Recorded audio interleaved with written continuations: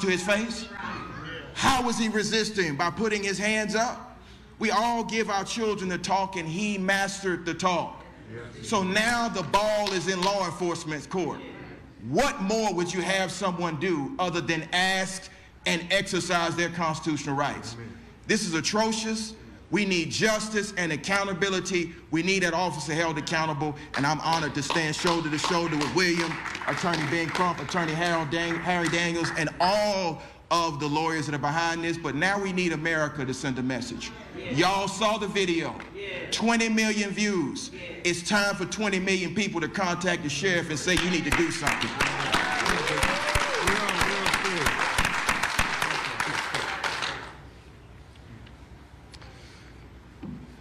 Jason, Keith, I would like to say a couple of things. We're not going to take a lot of your time.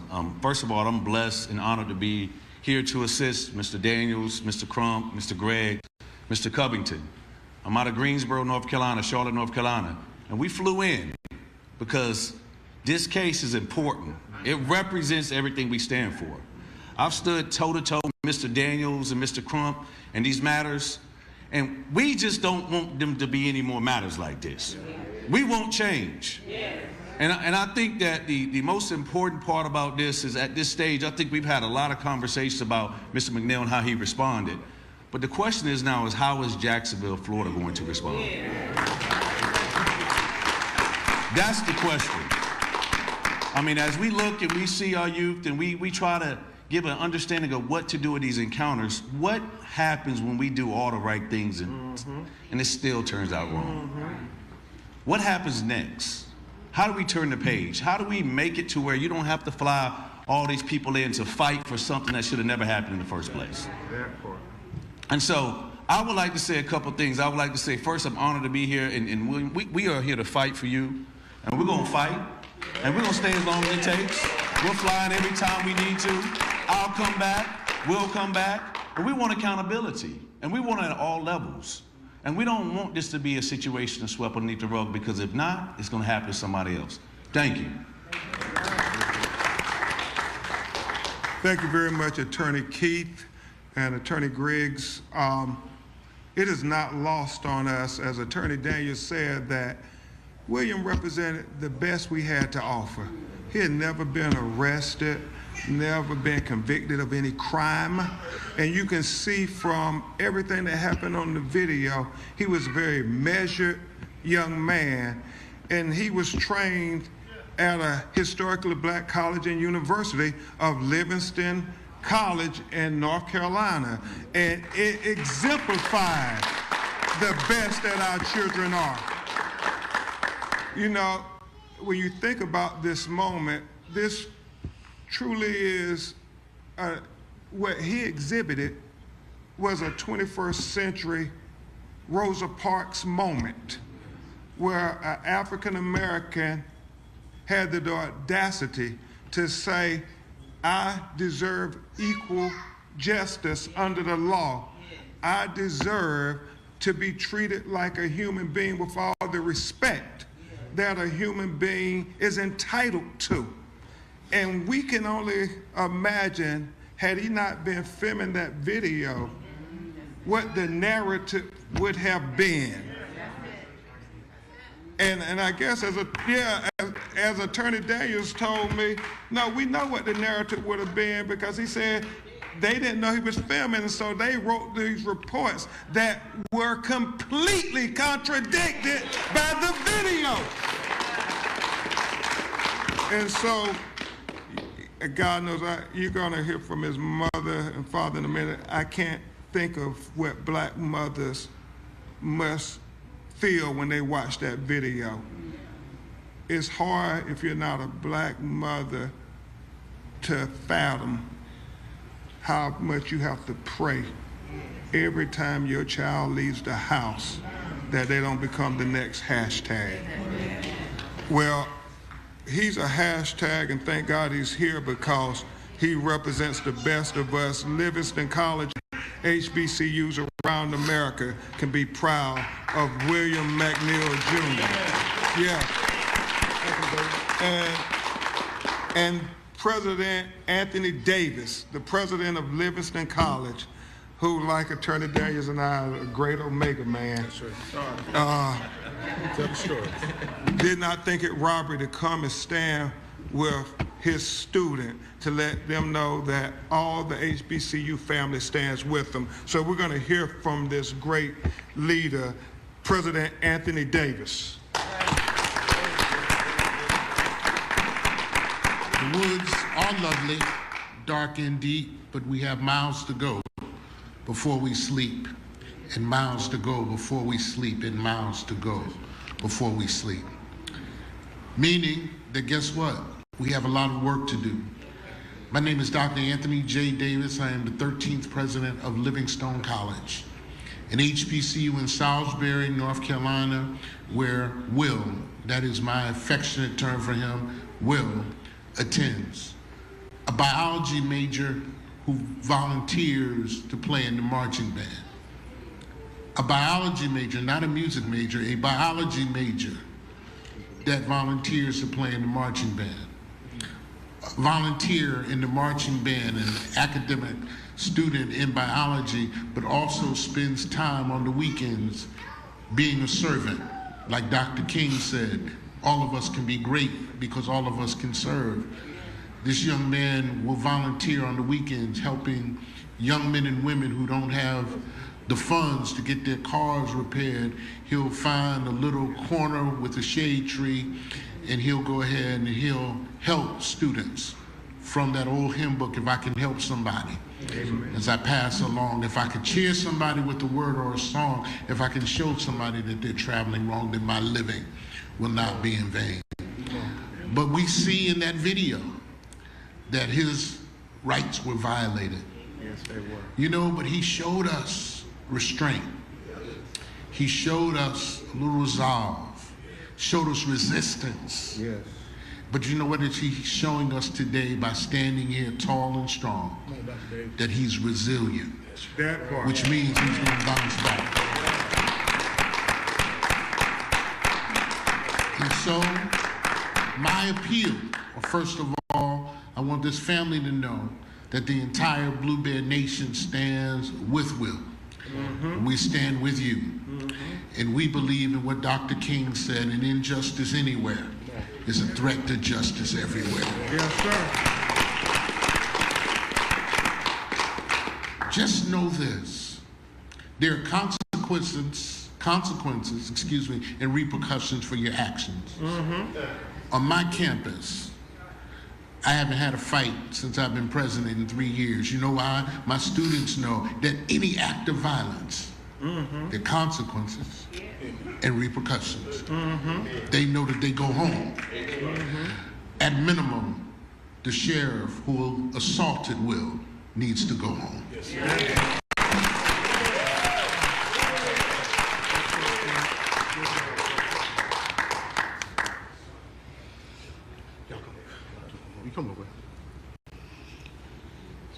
Hello, I'm LaToya Solomon. I'm Williams McNeil's mother. He's my firstborn. He's also my only son. I have 4 children. He is the only boy. I have 3 girls. The day I seen that video, I couldn't finish it past the window breaking. It wasn't until maybe a few months ago I finally finished the whole video. But I'm thankful to God for protecting him, because I know what the outcome could have been. But I believe in faith in God. It's what protected my only son, and I thank God for that.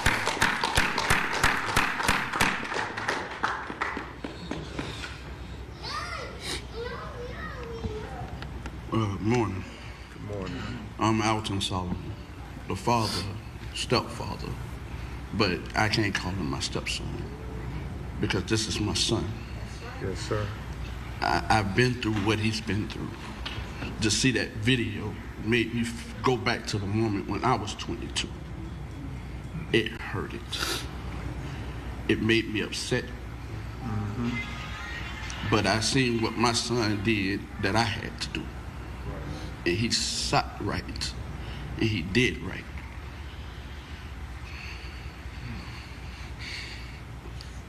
To see that it's a hurting feeling. To be a father that loved God first, and to see all my kids not being able to wake up in the morning and get my phone call saying your child is gone. That's a hurting feeling, but I thank God. Yes. Because God got him. Yeah. Y'all keep us in prayer.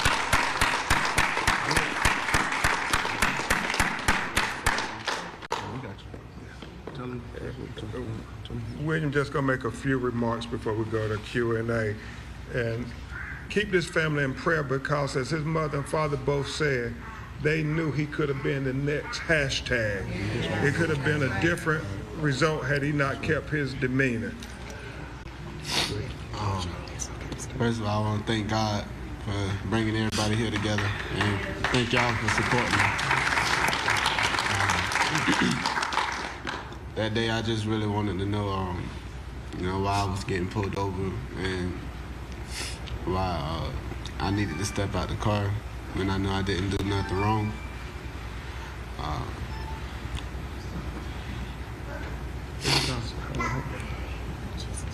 I was really just scared. And yeah, that's it. Okay, and that's enough, William. Thank you.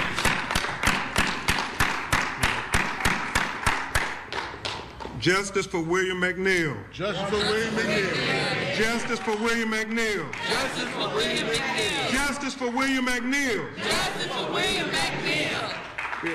We have to stand up for our children. We have to speak up for our children, and we have to fight for our children. If we don't fight for our children, nobody else is going to fight for our children. That's what Attorney Daniels, our legal teams, we have vowed to fight for justice for William McNeil. And we're going to need all of y'all fighting with us. Everybody. Tell them identify themselves and answer the question. And so we're going to have a few questions and answers from the media. And if you could identify yourself when you ask your question from the media. Yes, ma'am. I'm not sure if William Can you identify yourself? Yeah. Oh, I'm sorry. I'm with WJXC Mr. Jax. I don't know if William can answer this or not, but I know the incident happened in February. What gave you the courage to share the video now? Attorney Daniels. That's a great question.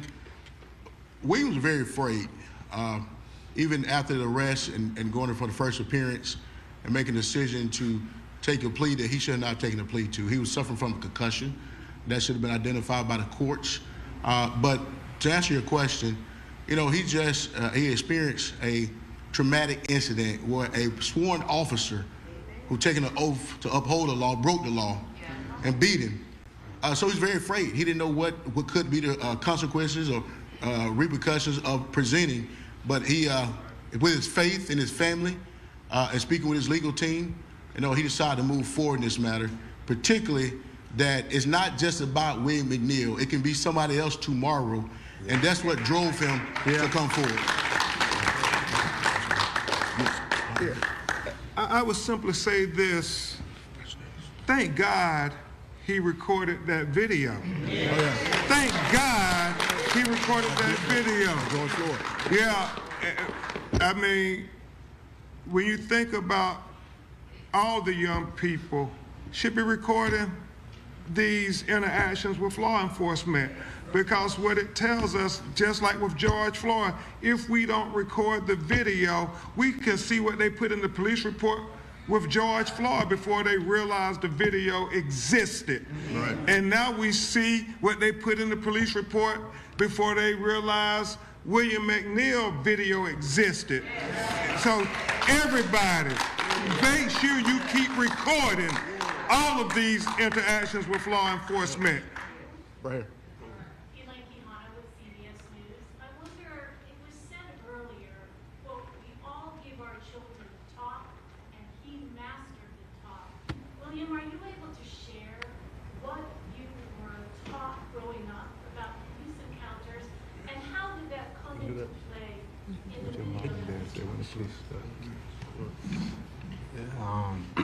And basically, what I was taught is to, instead of fighting them on the street where we don't have power at, fight them in the courts. Amen. It's been talked about your composure in that moment. What was going through your mind during that encounter? So there's a lot. There's a lot going through. Go ahead. Jake's no man actually is Jack's. The sheriff has basically said if a complaint had been filed before this would have come to light. You want? I go first. Okay, you go first. Let's go first. You got it. Yeah, you come too.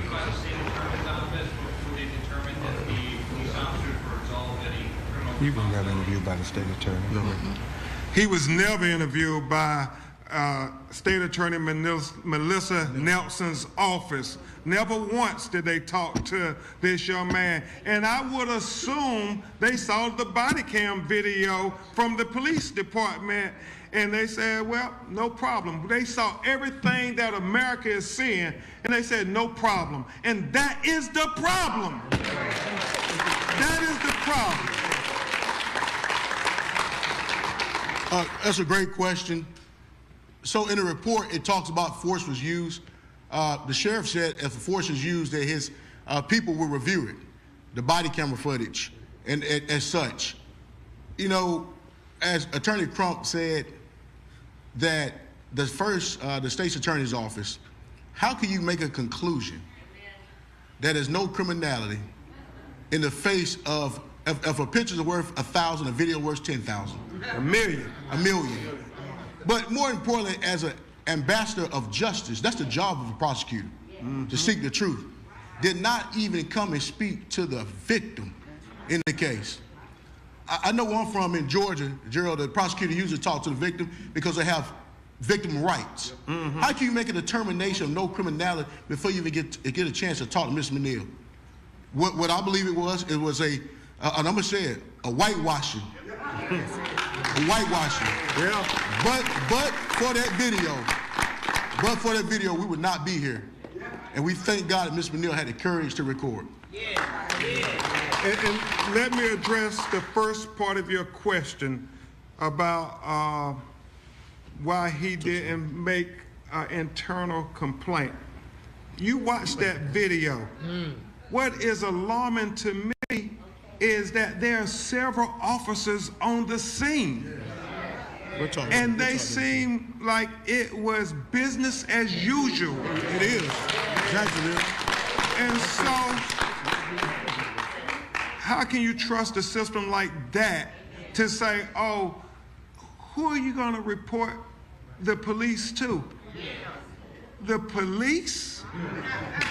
That's why we believe you need an independent investigation separate from the state attorney's office here in Jacksonville, Florida. We do not believe that is an independent investigation. I know several citizens have said they believe a conflict of interest arises with the state attorney and the sheriff's office in Jacksonville. A person who is unbiased looking at this video sees William as a victim. Unfortunately, and apparently, the state attorney or the sheriff's department never saw William as a victim. They only saw him as a perpetrator, a criminal. The worst that they would define a person. But we saw the best in William. We see the best in our children, just like you see the best in your children. This is about driving while black.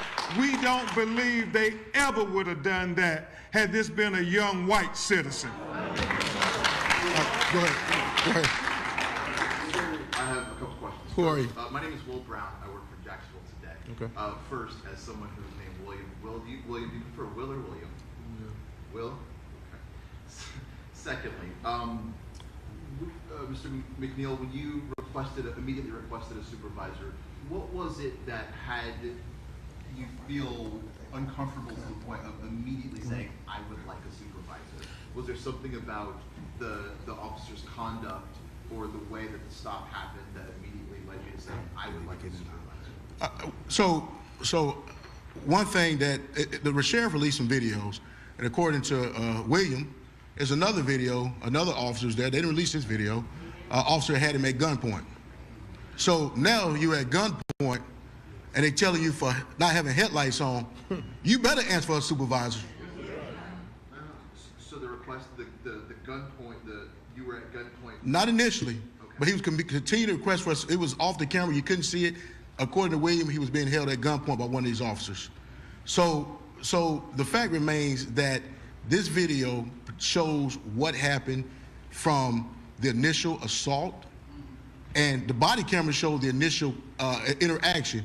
But at the same time, what's your name? Will. Will, what we're talking about is somebody getting pulled over for not having headlights on during the day. That's suspicious within itself.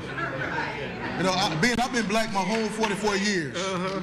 You know, if somebody's telling me they pulling me over for not having headlights on and it's day outside and no rain and anything, I'm concerned. Yeah. What are you really pulling me over for? Can you bring your supervisor to the scene? And that was his response. Over right here. Your media? Yeah, okay. Yes, ma'am. I'm on the with Hot 106.5 Radio, okay. A Cox Media news station. Action News Jax is our news partner. Can I ask a follow-up to what Will was asking? Have you all identified who that officer was that held him at gunpoint? And then my actual question is about Williams' recovery. What is it that he's recovering from his injuries, if you can answer? Yeah, at this point, we think it's more appropriate that the Jacksonville Sheriff's Department identify the officers. We don't want to speculate. If they're proud of the conduct on the video, then they should release the officers' names. I'm going to have Attorney Daniels talk about Williams' recovery and the symptoms that he experienced. I mean, this was a horrific, brutal encounter. Did y'all see where they was knocking his head against the concrete while he was in handcuffs? So, you know, not to go too much into it, William actually suffered permanent injuries. You can see he had a fractured tooth. His tooth actually went through his lip where he had to endure stitches, a closed head injury. He was concussed, and he's still on evaluation from doctors at this time. Dr. Davis knows William as a president of Livingstone Colleges, and he can see the cognitive decline. So this is a long recovery for him. These are things that we are ensure that he get the help that he need, so he can get back on track.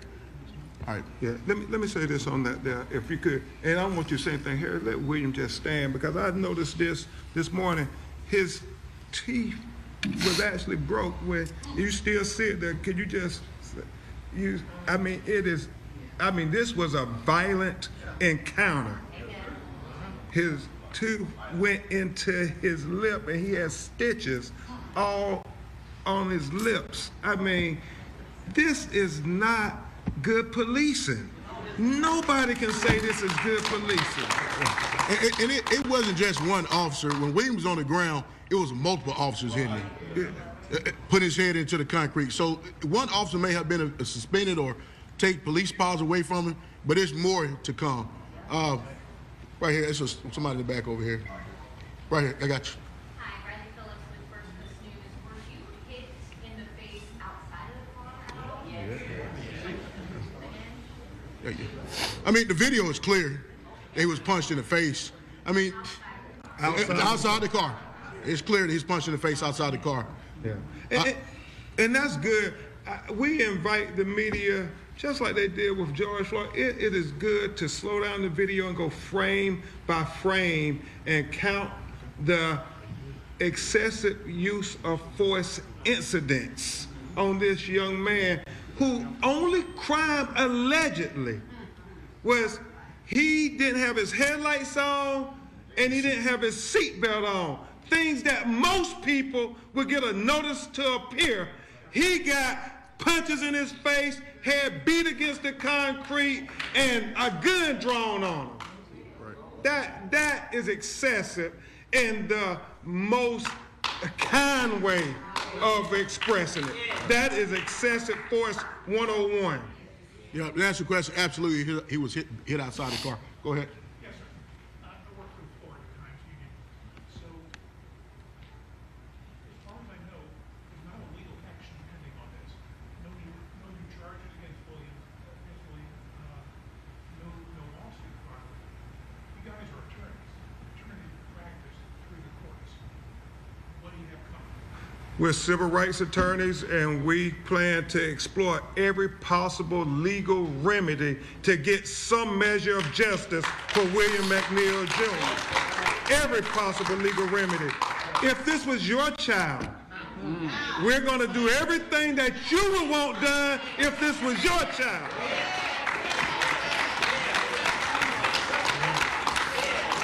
I'm sorry. In addition to recovering William from the physical injuries, how else are you doing beyond just You know, I'm gonna refrain from William from answering that question. I think that, like I said, he's still under care of a doctor. Obviously, he's under care of a physician. He still has some issues going on. Like I said, it was our hope and prayer that he able to make a full recovery, but he's still trying to come back. Any other questions? And just let me say this while we get ready to take the last question. Really, we want you all to think about if this was your child. That's right. Black and white alike. We want you to think about if this was your son, young son doing everything right. And I know some of you all can't fathom the police stopping your child for driving without headlights in broad daylight. We think it's pretextual. We think it's racial profiling. But I want you to try to put yourself in our shoes. Try to put yourself in William's shoes just for a second. The police stop you and tell you, you say, why are you stopping me? And they say, well, you don't have your headlights on and it's raining. And you look and you're like, there's no rain. Why are you stopping me? And all he does, why I say it's a Rosa Parks 21st century moment, he as a black person says, you know, I'm tired of it. I'm going to try to demand my constitutional rights. That's the only thing that William McNeil did. And that's the only thing you would want your children to do. To say, as a citizen, don't I have the right to know why you're violating my Fourth Amendment rights against search and seizure unlawfully? That's it. Nothing more. So search your hearts, America. If this was your child, wouldn't you be proud that William kept his calmness and his demeanor and de-escalated it? And let that govern you when you call on the sheriff to hold these police officers accountable. Because that's what we have to get here. We have to have accountability. Attorney Daniels, is there anything else? Got one more question up in the front. So this question is for Mr. McNeil or for Mr. and Mrs. Sterling. Will has now gone, this video has been seen worldwide. What is something you would like the world to know about your son or Will about yourself that they don't know, but you think that they should know? Could you repeat your question? I'm sorry. What is something you would like the world to know about your son that they do not know, but you believe they should know? We should know. Just that he is a really, really good man of God. He's a mentor of all the children in the neighborhood. He's a self-taught musician in our church. I'm sorry? What did you ask me? Oh, he plays the trombone. He taught himself how to play the keyboard. He also taught himself how to play the drums. So he's a really good son.